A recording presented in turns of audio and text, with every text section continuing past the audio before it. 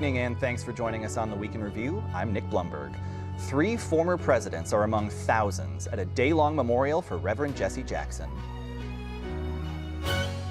His voice calls on each of us to be heralds of change, to be messengers of hope, to step forward and say, "Send me." Famous faces and everyday folks alike come together at the people's celebration of Jackson's life. Well, she shouldn't let the door hit her on the way out. I hope that her replacement, who I guess was named at the same time, does a better job. It's a pretty low bar. Illinois Democrats cheer after President Donald Trump ousts Homeland Security Secretary Kristi Noem in favor of Oklahoma Senator Markwayne Mullin. We have seen Americans be able to return to the United States since the beginning. We've been providing that direct security. But frustrated local officials say the administration isn't doing nearly enough to bring home Illinoisans stranded in the Middle East amid the U.S. and Israel's war on Iran.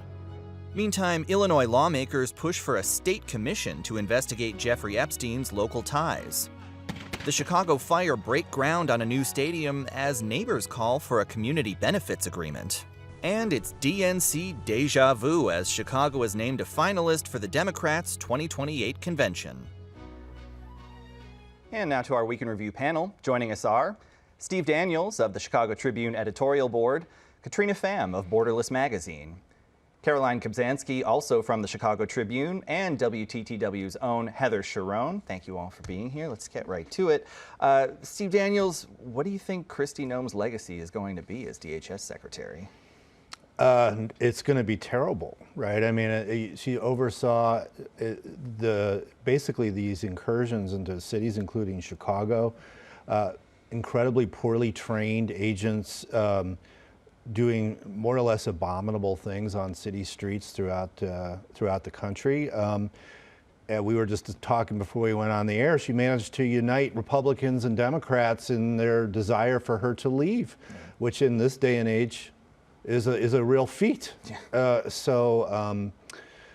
History won't be kind. The first draft of that's been written has been terrible, but I don't think it's going to get any better. It'll get worse. Steve, you can't admit that we talked before the show. We just have to appear fully formed to our viewers. Sorry. That's all right. Heather, does this signal a change in direction for immigration policy, or was this just sort of one scandal too many, one bad article too many for the president? There's no indication that Markwayne Mullin, if he's confirmed by the Senate, as everybody expects him to be, would do anything different. There's been no sort of sea change in the Trump administration's approach to immigration enforcement. Certainly, President Trump has not come out and said, hey, actually, I'm not going to do mass deportations of undocumented immigrants. The other thing is that I think that perhaps he will do a better job of not becoming a lightning rod, as Kristi Noem seemed to be unable to sort of avoid making the story all about her. And if you've covered President Trump for maybe longer than 5 minutes, you know that he does not enjoy when his aides and sort of cabinet members become the star of the show. He wants all of the attention to be focused on him. And I think it's interesting because part of the reason why I think she was ousted and fired was because when she was testifying in Congress, she said that Trump approved like that $220 million ad, which was really a sticking point for Republican and Democratic senators and Congress people. And I think because her inability and the disconnect between Trump and Kristi Noem over that, and the fact that that was sort of a sticking point and not necessarily her inability to justify any of the killings that have happened thus far and the tactics being used by DHS, I think that kind of demonstrates that the real issue is not necessarily the tactics, but rather like some of the press that she's been getting for herself for this time. I think in Chicago, there's a lot of skepticism that anything is going to change on the ground if the feds should eventually come back here. I spoke to one person yesterday who was cheering her leaving, but said that unless agents take off their masks and start to identify themselves more and don't carry weapons on residential streets, then he thought that residents should basically be prepared for more of the same of what they saw in the fall. Yeah, especially because Noem, was a figurehead in some ways, but there are also other folks like Greg Bovino, that have been a flashpoint in this. He was sidelined. True. Right? So before all of this happened, he was sent back to wherever he came from, and he's not, by any indication, coming back. I mean, so there were some indications before all of this that the administration understand this wasn't going well for them politically, that there needed to be some changes. The skepticism is completely warranted as to whether those changes will actually be significant. But there's clear recognition on the administration's part that this was not working for them, and that was well before Kristi Noem was fired. And I have to believe that it factored into it at least a little bit, even if the immediate cause was her, misspeaking in Congress. So. Well, and you mentioned that testimony, Katrina. There was another notable moment where Noem said she wasn't aware of Mara Martinez, the Chicago woman who was shot non-fatally during the crackdown. Were you surprised to see her say essentially that she didn't know anything about what's become such a high-profile case? A little surprised in the sense that her administration has really doubled down on the attacking of, or the characterization, right, of people who have been victims of killings by the by DHS and by federal agents, and characterizing them all as domestic terrorists. You see that with the killing of Alex Preddy. You saw that with the killing of Mara Martinez. So for her to be on the stand and to be under oath and to say that she did not know about that case is really questionable and surprising to me, because you would assume that she would know about that already, right? Because it's such a high-profile case for her administration, or for DHS and for the Trump administration. And Mar was there in Congress and has been there and other times too. Yeah, so at the State of the Union as well. Caroline, some of the local fallout from Trump's immigration crackdown, been Cook County prosecutors bringing charges against protesters, but we got some news on that front this week. Tell us about these charges that are being dropped. Sure, more than a dozen, mostly suburban moms from places like River Forest and Oak Park. They had charges against them for a peaceful protest that they orchestrated at the tail end of the Blitz outside the Broadview Processing Center. Those were dropped earlier this week, and their attorney said that they had simply been exercising their First Amendment rights and that the prosecutor's office had done the right thing. Interesting. And yeah, certainly some of the folks that we see out there protesting, suburban moms, members of clergy, kind of hard to justify charging those folks. You also reported this week on something of an exodus of immigration judges. Tell us about what that means for immigration courts. Chicago started the second presidential term with 21 judges working at its immigration court, and they are now down to 16 judges. That includes 2 temporary ones. And they're seeing a record high number of caseloads, and the judges who have left the bench, they quit or were fired or they took buyouts. They told me that they are really concerned for their remaining colleagues' ability to do their jobs as the Constitution dictates, with due process, and also about burnout on the bench as they face this incredible caseload. Well, and of course, this was a system that was backlogged even before we saw this massive blitz. So you can only imagine how much this has been exacerbated. The backlog has been growing exponentially for years now, and it's also this instability at immigration court is coming alongside a series of other changes for immigrants who are fighting their cases, who either don't like the appeals that they're getting, or who are now encountering, for example, DHS attorneys who just move to dismiss cases before they even reach a judge. And so the landscape for people who are still waiting for their day in court is changing rapidly under their feet, and a lot of people who watch that system closely are wondering what's going to come next. All right, well, yeah. And I think what's really concerning about that too, and the decrease in judges over time, is the Trump administration's policy changes in regards to bond and the amount of time that people are spending in detention while they're awaiting their immigration case. And as there's less judges and more people flooding the immigration court system, it's going to take even longer, right, than before for people to make their way through this system. And because they're not able to access bond, they're going to be held in detention regardless of the legality of their case or how it would play out later. Yeah. And then there's all this disagreement going on across the country. And so if somebody gets arrested here, but they're taken to a jurisdiction that doesn't think that immigrants are eligible for money bond, then that creates a whole new layer of process and headache for that person's family and their attorneys to get them to a jurisdiction where they could be. Yeah, sort of a patchwork system that folks are navigating in real time. Another huge story this week, of course, the expanding war with Iran. Governor Pritzker appealing to Secretary of State Rubio, saying, we need help getting Illinoisans who are stranded, across the Middle East home. Of course, the administration says, as we heard, they're working 24/7 on this. But does it feel like there was a clear plan going in to bring people back? No, I mean, that was one of the things that really struck us when all of this happened. So sudden, typically in the past, when we've seen the U.S. get involved militarily, we see some warning to people in the region ahead of time. Might not be a lot of warning, sure, but some warning.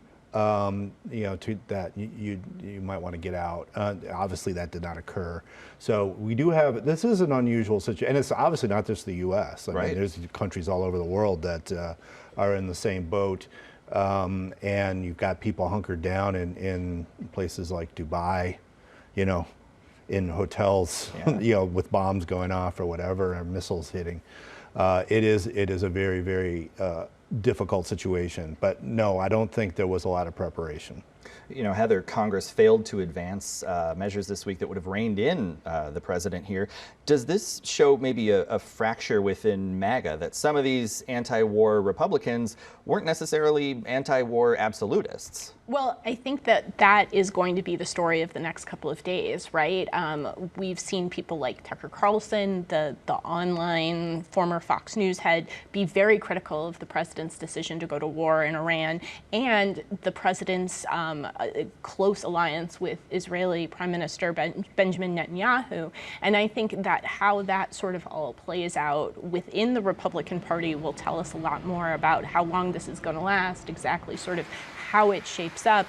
But it is an indication that, of just the awesome power that an American president holds in his or her hands at any given moment, even though it's quite clear that Trump's decision to order this kind of massive military embargoment violates the War Powers Act and should have required congressional authorization before it happened. There just doesn't seem to be any enforcement mechanism to make that a reality. There's Congress, but they're not doing it. Exactly. Well, they held votes. Yeah, right? true. And they voted not to basically stop it. Right. So there were votes. There were after the fact. Obviously, it's not just this president. We've seen this in any number of presidents that have gone into military conflicts without getting congressional approval ahead of time. So that has been an issue since the early 70s. Sure. That's true, and there's certainly real consequences too for the ongoing war in Iran. I think a lot of folks here who are part of the Iranian diaspora here in Chicago have real concerns, right, for family members who are in Iran and who are currently experiencing a communications blackout, right, and they can't communicate with family who are there, and they don't really know like what's going on with family members in real time, right, and I think that's a real concern for people here. Especially, I see connections with that concern and also with what happened with Maduro in Venezuela, and thinking about people who are concerned about the instability, right? You take out the leader of the country, but then what happens next for everyone who still has to live there? And I think Venezuelans and Iranians are having like a similar feeling now about what happens next for my friends and family who are still in Iran. Well, and it's interesting too because, in both of those communities, not necessarily across the board, but there are a lot of folks who wanted to see, the leadership in Iran taken out, who wanted to see the leadership in Venezuela taken out, but it's all about the way it's going about and is there a plan there, which obviously creates a lot of anxiety for folks.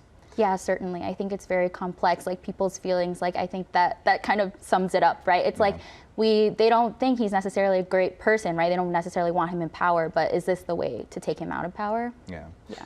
All right, well, Reverend Jesse Jackson's memorial saw thousands of people, a slew of notable guests today, 3 living former presidents, among many others. Heather, we've been talking about this quite a bit over the last several weeks. What's stood out to you in terms of some of the ways that Jackson's been memorialized? Well, I think it's only fitting that former President Obama and former President Kamala Harris were there and delivered those eulogies. Without Jesse Jackson running for president in 1984 and 1988, they would not have risen to 2 of the highest offices in the land. I think there's been a lot of talk about the Reverend's legacy and sort of his, persona, but he made significant change in how we elect presidents that would mean that President Obama would not have been able to defeat Hillary Clinton, who was, of course, sitting right there. Yep. And I think that, this is essentially a state funeral in Chicago. And I think that it's really sort of impossible to sort of, capture the scope of Jackson's impact. But I think that it is appropriate that it happened in Chicago, which he, of course, declared as his adopted hometown. And we adopted him right back, sure certainly. Did. All right, switching gears, Caroline, Illinois lawmakers introducing a measure to create a state commission that would investigate local ties to Jeffrey Epstein. It would have subpoena power, it would have some teeth. Do you think we might see more local efforts like this, given that the DOJ so far doesn't seem to be really taking any action? I think it's possible. Illinois is not the only state in the country to have looked at this idea. I think that the bigger issue might be the fact of when Rep. Rashid introduced this bill that would create the commission, right? It's after a critical consideration deadline in Springfield, and so realistically the next time they could take it up would be in November. And think about how different the world was 6 months ago, and who knows what could happen in the next 6 months, and who knows what could be a priority for veto session at that point. If I were them, I would be thinking more about the timing. Yeah. Well, they may pull a politics involved in Springfield. I can't believe it. It's shocking. And if they really want to get it passed, they can find a bill and strip something out and slap it on there, as they've been known to do. Replace. Exactly. But Katrina, even if there aren't necessarily prosecutions or tangible outcomes from this commission, should it be put into place, do you think maybe just sort of its existence can be a significant gesture, especially to abuse survivors? Yeah, I think because currently, the lawmakers who presented the bill were talking about the fact that so many of the Epstein files remain unreleased, right? And the DOJ really doesn't seem to have taken any real tangible steps to prosecute people related to those files or who are involved in those files. And so at least symbolically, that this legislation and this commission could be something that is meaningful for people who are looking for some form of accountability, right? At a time where they feel like maybe the federal government isn't taking steps to hold people accountable at a federal level, and maybe thinking about how we can do that as a state instead. Yeah. All right, well, sticking with you for a minute on a very different story. Chicago Fire broke ground this week for their new stadium complex. Lots of excitement there. But there's some concern from residents in the communities surrounding the 78. What did you hear from them? Yeah, so I spoke to residents who live in Chinatown and Bridgeport and the surrounding area, and the 78 is directly north of Pingtown Park and Chinatown. You drive through Wells and you're in Chinatown. And they have a lot of concerns about, one, the gentrification, potential gentrification, right, of the surrounding area, but two, the TIF dollars that are on that site and how that will be spent. In the case of the gentrification, I think the question that they have is if the rents go up, what happens to us, right? Because Armour Square neighborhood is a majority low-income neighborhood. People who are low-income in Armour Square, they tend to be rent burdened, which means they pay 25 to 30% of their income on housing costs. So that means if that rents go up, it could make them difficult to continue living in that area. And with the TIF question, right, the 78, the stadium is on a TIF district, meaning that a portion of the tax funds from the area could go toward public infrastructure that could benefit the surrounding community. But there isn't currently a plan, right, for how the TIF dollars will be spent. And that's something that Johnson was asked at the groundbreaking ceremony, and he didn't really answer clearly about what the plan would be. And that's a serious concern for people who want things like housing for seniors, affordable housing. So that's a serious concern for people in Chinatown, Bridgeport, and the surrounding area. Yeah, I think that's a question he's going to keep getting asked in the coming years. Steve, the Tribune had an editorial this week sort of contrasting the new Fire Stadium with Chicago's World Cup, shall we say, missteps? Tell us more about that.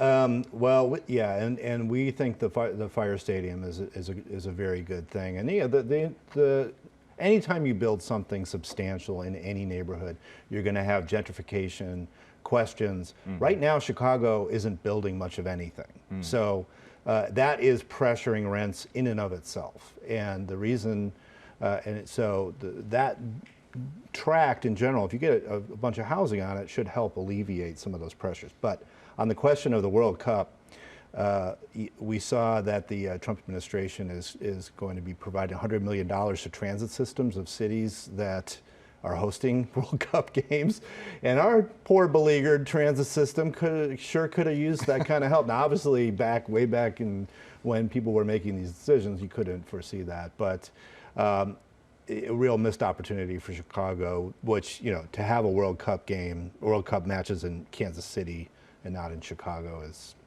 bothers us. I would have liked to see it, but yeah. Here we are. All right, well, speaking of stadiums, Heather, Governor Pritzker this week seeking to reassure Illinoisans that the Indiana Bears Stadium isn't a done deal, which I think I can say every single week on this show. Mayor Johnson, city officials still out here beating the drum for a Chicago Bears stadium. They sure think that Soldier Field is still an option. I don't know that the Bears think it is still an option, but you know, anything is possible because you and I have been covering this story and there have been so many twists and turns, and the real issue is going to be what happens to this bill pending in Springfield right now, which would essentially allow the Bears to negotiate property taxes with Arlington Heights and the surrounding school districts. The Bears say that they need that to make that stadium and entertainment district work. Governor Pritzker sounds certainly more optimistic about it. Perhaps the Bears' sort of squeeze play with Indiana paid off a little bit, but it's not clear whether, even if that bill passes, they can still move ahead with that Arlington Heights plan, which, you know, is, you know, 5 years in the making at this point. And I think that city officials see Soldier Field as a known option for the Bears. If they can't make that work, you know, maybe they just stay put and avoid paying the fee for ending their lease there early. Well, and that fight with, you know, the folks out in Arlington Heights, the Bears don't necessarily have, I don't know, maybe at least with the school districts, a lot of goodwill. No, I mean, those school districts have been lobbying for assistance and for clarity with the Bears on what kind of tax breaks they would really need and how that would impact their operations and the likely influx of students that they could get from that entertainment district were it to go up. And that's been going on since 2023 when dinosaurs roamed the earth. The TIF would, or the property tax certainty, as I understand it, would affect the stadium and some only directly ancillary developments. So everything else on that very large tract would not be subject to a property tax freeze. It sounds like to us that the people or the various officials in that area are going to do business with the Bears if this bill passes. So it really is a matter of getting it done in Springfield, and the Chicago delegation is the issue in terms of that happening, not wanting to allow the Bears to flee Chicago without providing Chicago with anything. So really that's the roadblock politically, I think more so than anything going on in the northwest suburbs. And of course, there's the last renovation of Soldier Field that still hasn't been paid off. And we've heard from the governor sort of making some statements that he'd like to have that debt settled before this sort of gets worked out. I don't know if that is possible because it is such a massive amount of money. But there are a lot of Chicago lawmakers that can stand in the way of a deal if they want.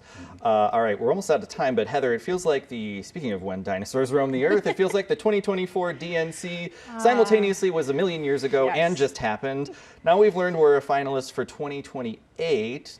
I don't know, how do you rate that? Does that make sense symbolically? Does it make sense to do a repeat? Well, there are very few cities that can handle conventions, and I think that Chicago proved in 2024 that it can do it with police services and with infrastructure and moving people around. And, you know, nobody, you know, had anything bad to say about how the convention itself, you know, worked, including, you know, lots of concerns about protests and the police department's ability to sort of handle that influx. So, you know, it could be a return to the olden days, truly olden days, where the conventions always took place in Chicago. And I think as a Chicago political reporter, I'm obligated to be in favor of that, I think. Although I will say that nobody was more excited before the 2024 convention to think it could come here because it had been, you know, since 1996 before that happened. For it to come back in another 4 years, I gotta say, I'm a little bit less excited about it, personally. All right, well, I'm very excited to have the four of you on this panel, but unfortunately we are out of time. So our thanks to Steve Daniels, Katrina Pham, Caroline Kobzanski, and Heather Sharon. And we're back to wrap things up right after this. Tonight's presentation of Week in Review is made possible in part by Ann and Rich Carr, BNSF Railway, and Francine and Dr. Anthony Brown.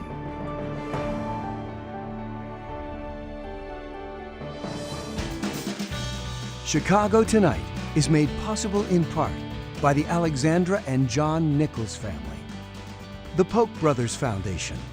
Additional support is provided by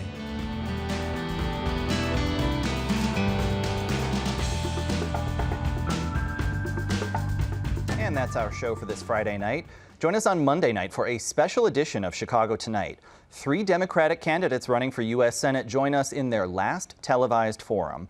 We'll hear from Lieutenant Governor Juliana Stratton and Representatives Robin Kelly and Raja Krishnamurthy on issues like war powers, immigration, and cost of living. That's at 5:30 and 10 on Monday night. Now, for all of us here at the Week in Review, I'm Nick Blumberg. Thank you for watching. Stay healthy, stay safe, and stay informed. Have a great weekend. All right, McDonald's CEO going viral, maybe getting roasted. Could we say what's going on there? Flame broiled, you might. Yeah, there we go. Yes, for not eating a hamburger properly, not really tearing into it, but just nibbling daintily at it, which was very amusing. We get the Chicago Tribune editorial board, however, defended Chris Kempczynski and said, there's no cause to get special sauce all over your clothes. So, you know, for those of us who actually eat in the office sometimes, that can be very hazardous. Closed captioning is made possible by Robert A. Clifford and Clifford Law Offices, a Chicago personal injury and wrongful death firm with more than 40 years of experience in medical malpractice.